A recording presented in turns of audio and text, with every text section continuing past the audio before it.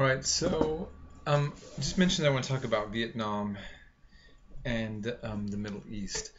We kind of already talked about Vietnam. The Vietnam War is really important, and I'm going to only be able to skirt over this just to say, in a sense, there is a similarity, sort of, between the war in Vietnam and the war in Iraq that we have now.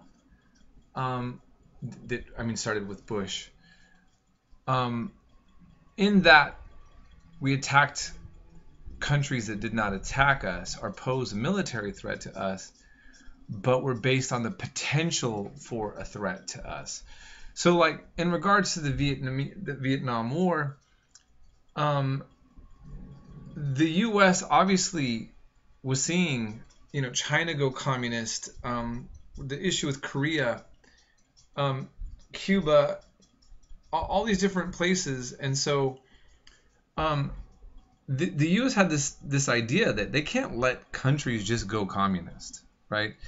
I might have actually got a little bit of my order of different places went communist off, but my point is that the U.S. was seeing a lot of the former the colonized nations that were occupied by the West resisting against that by taking on communist revolutions, and it was really a commitment. The idea would be that letting Vietnam go communist is letting the Soviet Union get one foot closer to us. There's a little bit of a stronger argument that you can make for that, right? I mean, in context of the Cold War, there is a strong logic to that, and henceforth that's the real pretext to going to the war.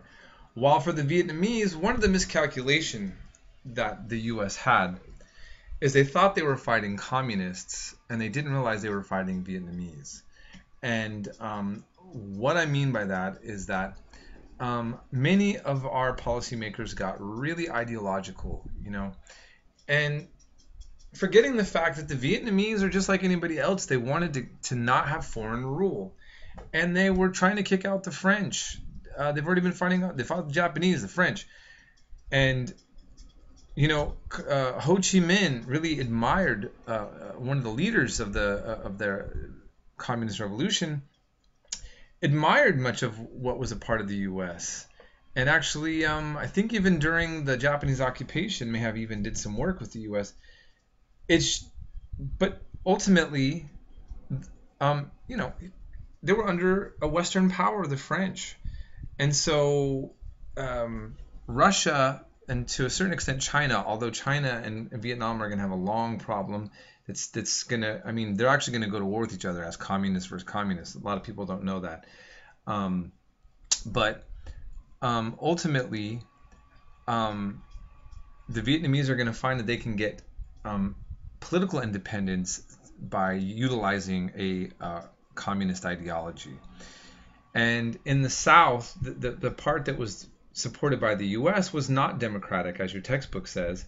It was simply anti-communist. So that shows that this war against communism wasn't about freedom versus democracy. The free world versus totalitarianism, as I've talked about before, because we were supporting a non-democratic government in the south of Vietnam, and just because it was anti-communist. So there was obviously other reasons.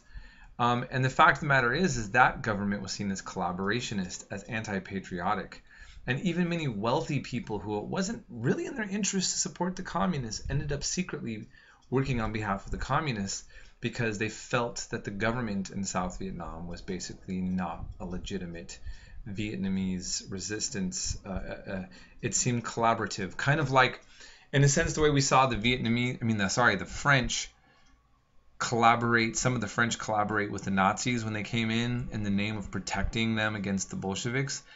A lot of Vietnamese thought of their government in the South bringing in the U.S. to help kill other Vietnamese to fight on behalf of in this way was like being a collaborator. Many of them saw it like the French who were collaborating with the Nazis. They saw it as betrayal.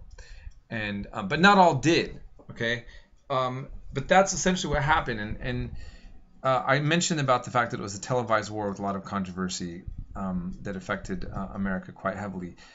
Ultimately, way more Vietnamese died than U.S. Soldiers, but it did take a serious toll on the U.S. And of course, much of counterculture, the hippie movement and the anti-war movement and the American left, all of this stuff's going to spin out of a cynicism coming out of the war in America life. Okay, so I just want to remind us of that. In terms of the Middle East, the Suez crisis, here's what's interesting. People always just assume that the U.S. is seen in a negative light by the people in the Middle East. But in fact, in the Suez crisis, this was a very interesting event often not talked about, around 1956. Okay, so Israel is a newly formed state, created in 1948. And Nasser comes to power. He's this important Egyptian nationalist that overthrows what he considered a kind of British-backed monarchy, puppet monarchy. A lot of the Arab leaders felt betrayed. A lot of Arabs in the military, should I say, felt betrayed by the terrible leadership of Arab nations that were just created, especially in the fight with Israel that led to the Arab-Israel War, in which Israel majorly won at the expense of a very disorganized Arab invasions, and it was mainly the quality of the leadership in the Arab world due to that war made a lot of military coups take place, okay, with resentment against their own leaders. So Nasser comes to power, and basically there is a dilemma over the canal, and I'm just going to put it that way right now because I want to focus on what the real point that I want to talk about here is that the Suez Canal is an important place for getting goods through, and then there was a dam that he was wanting to build, and essentially he was also kind of playing off the West and the Soviets as well to get what he would want. But when the West were upset about him getting weapons from, in particular the British, from Czechoslovakia, he was denied funds for his dam, and then he nationalized the Suez Canal, which then threatened British interests.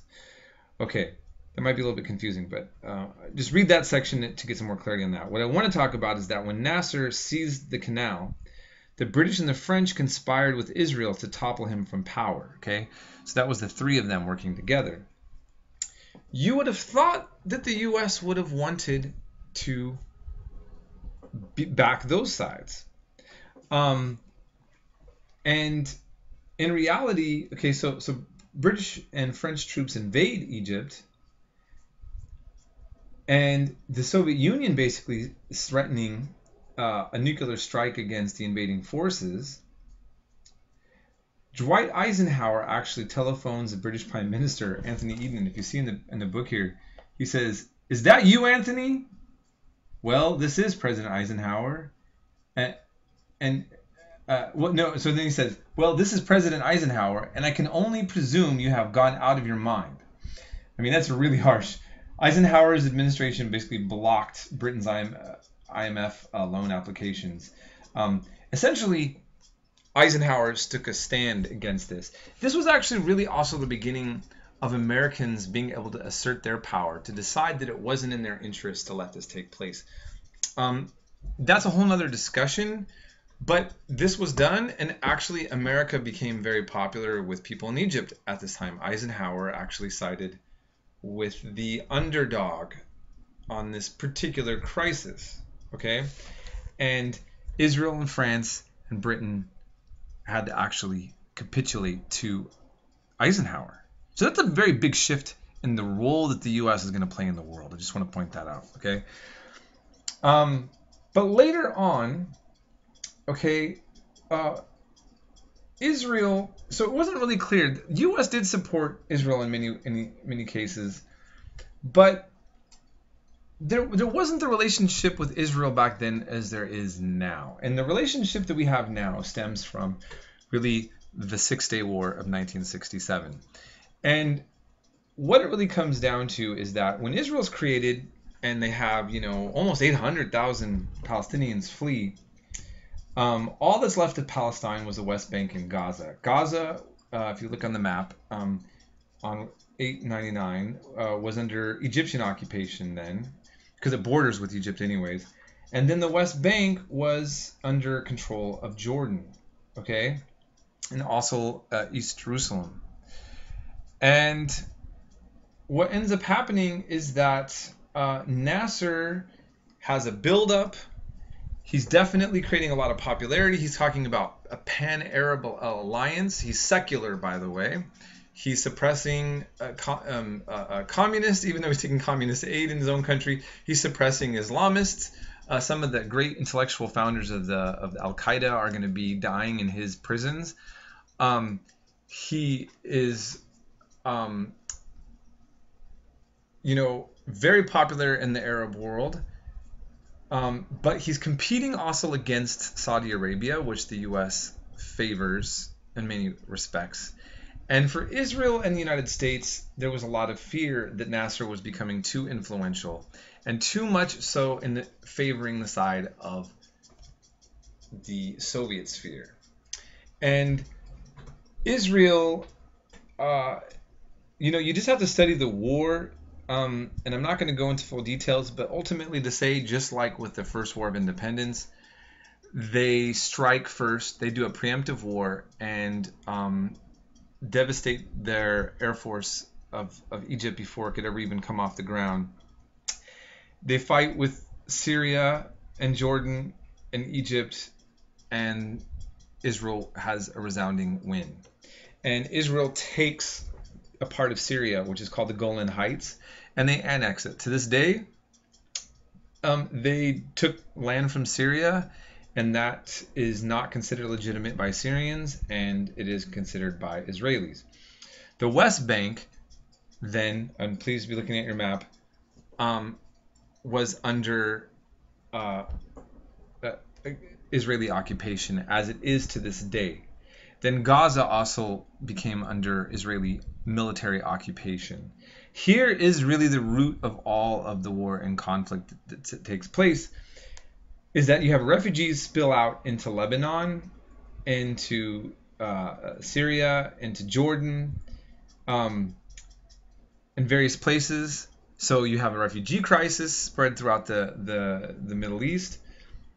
And then you have now all that's left of Palestine, of historic Palestine, is West Bank and Gaza, and it is under direct military control of Israel, which it is to this day.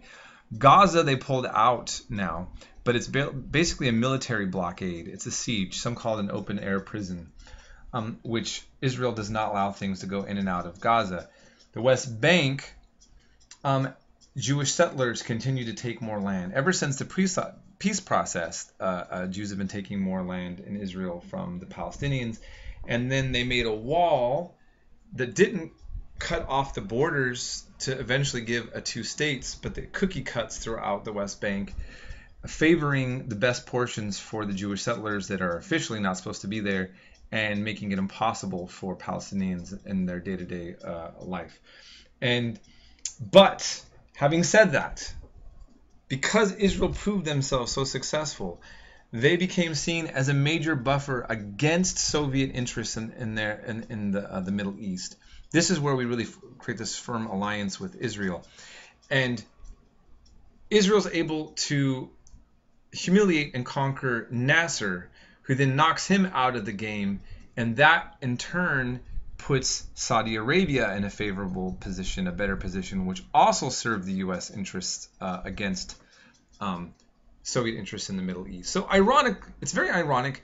Saudi Arabia and Israel do not seem to be a pair to be thought of for the United States, but they were, along with the Shah in Iran. I'll have to stop there and continue in the next lecture.